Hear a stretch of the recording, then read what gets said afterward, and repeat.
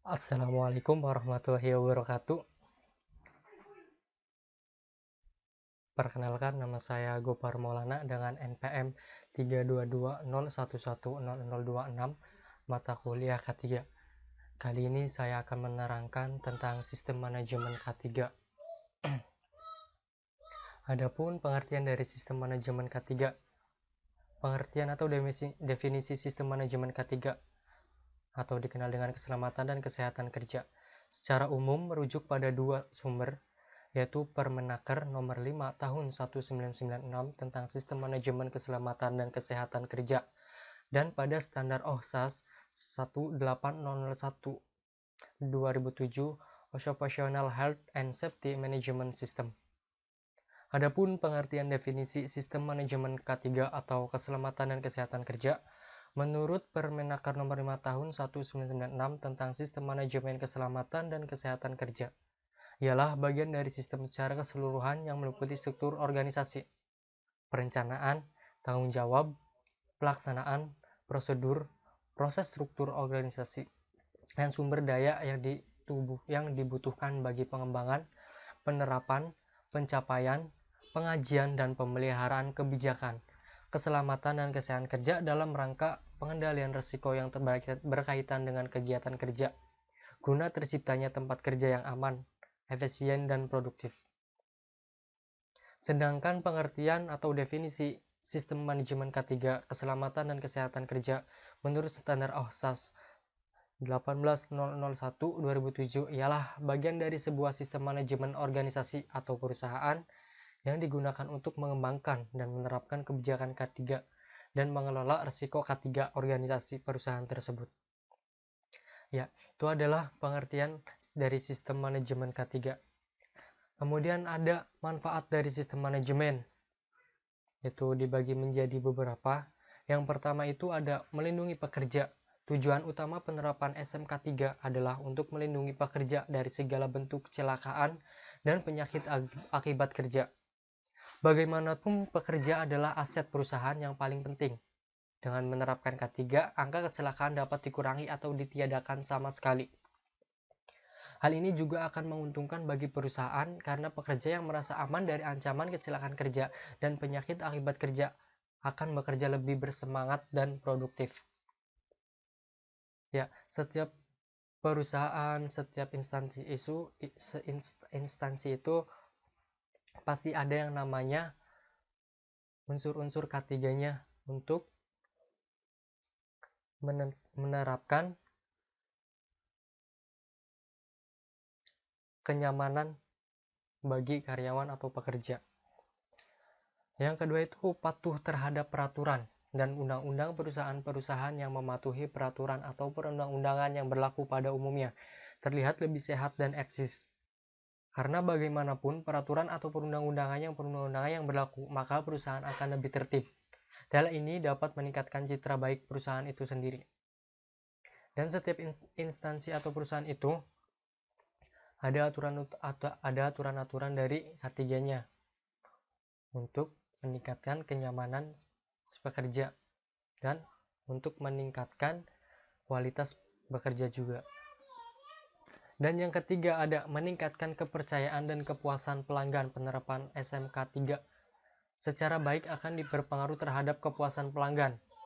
Betapa banyak pelanggan yang mensyaratkan para pemasok atau supplier mereka untuk menerapkan SMK3 atau OHSAS 18001.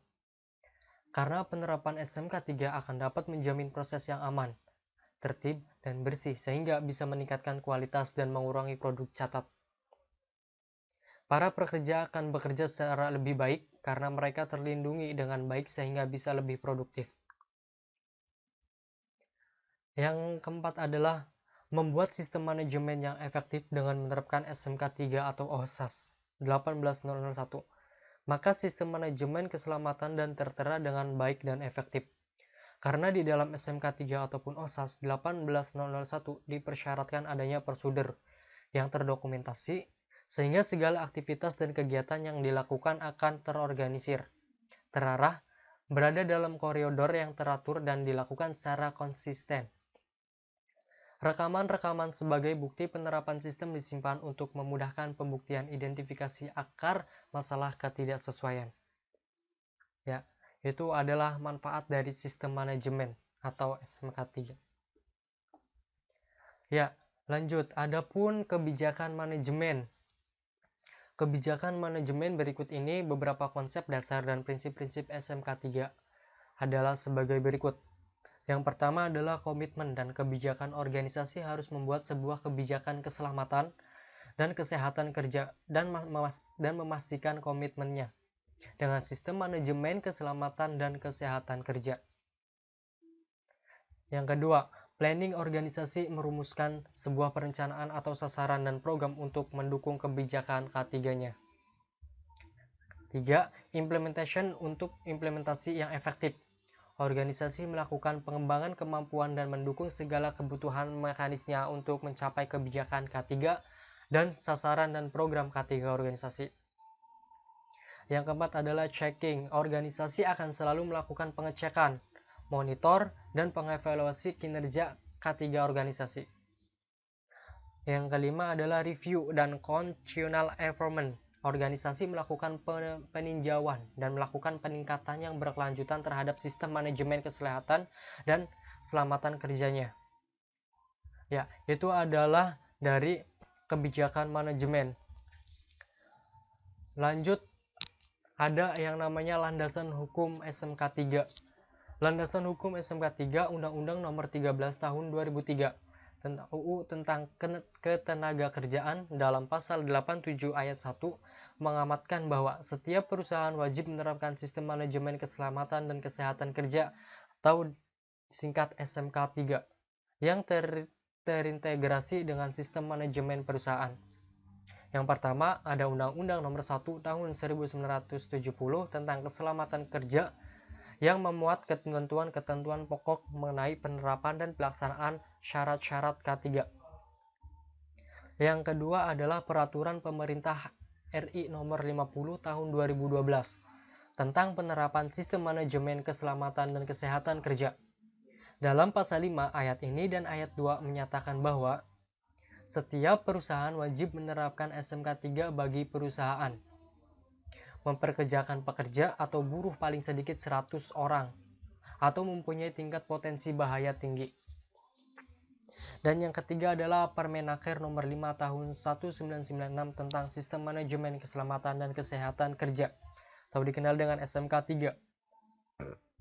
Dengan sistem manajemen keselamatan dan kesehatan kerja atau dikenal dengan SMK 3, organisasi dapat mengelola keselamatan dan kesehatan kerja dengan mengontrol setiap kegiatan bisnis organisasi.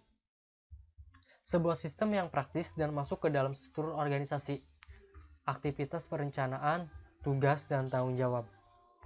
Proses dan sumber daya yang dikembangkan penerapan, pencapaian, peninjauan, dan pemilihan kebijakan keselamatan dan kesehatan kerja organisasi. Ya, itu adalah tentang sistem manajemen K3. Mungkin itu saja yang bisa dapat saya sampaikan. Kurang lebihnya mohon maaf. Billahi taufik wal hidayah. Wassalamualaikum warahmatullahi wabarakatuh.